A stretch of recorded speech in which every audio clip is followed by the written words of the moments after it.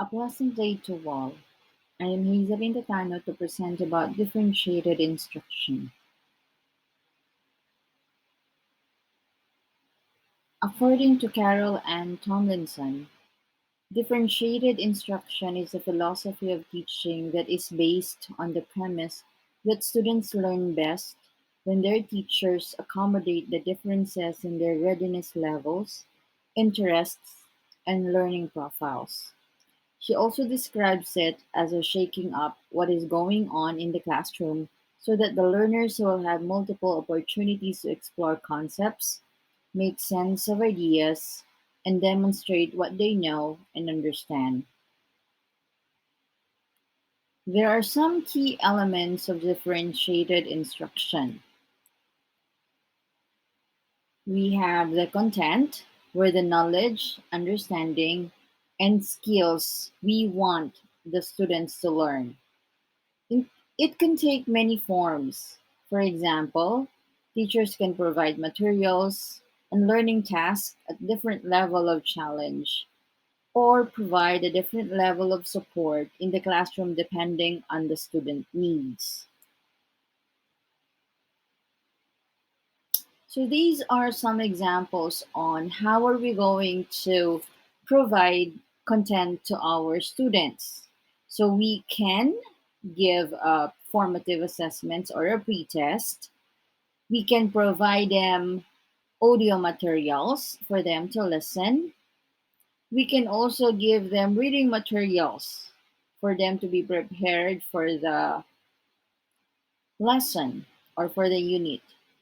We can have flexible grouping of different or diverse students. We could have a multi-level questioning wherein the students will keep on asking questions. Let the student be an inquirer. And we have also small groupings wherein different level of students, different levels of intelligence of the students are there, or with the same group of students with higher or lower thinking skills. We could have also reading buddies. For the process, this is how students come to understand or make sense of the content. So in the process, there are so many things that we can include, like graphic organizer. We can ask the student to create a organizer for them to know that they have already processing what they have learned. We can do experiments. We could have jigsaw puzzle. They can create mind maps, and they could do journals and role plays. The next one is the product. This is when the student demonstrate what they have come to know, understand, and are able to do after an extended period of learning. So, what are the things that the students can do? Or as a teacher, what can we do? We could put a choice board. We can ask the student to create their podcast to summarize what they have learned and understand. We could ask the students to make a blog, create a PowerPoint presentation, and of course, we could give the student an assessment or an exam in projects. Here are some examples of, according to the students, on what are the things that they can do.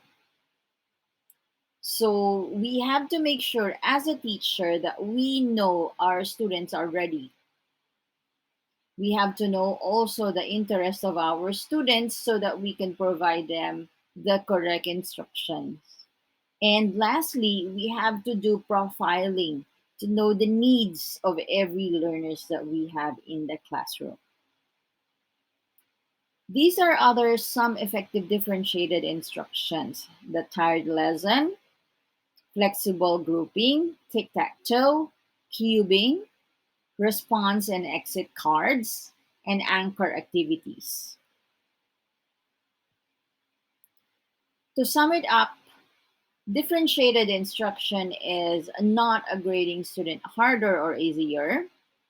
It is a proactive where different learners have different needs.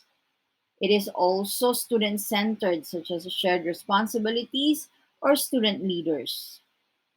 Differentiated instruction is rooted in assessment, where students are assessed before, during, and after the lesson. Thank you for your attention.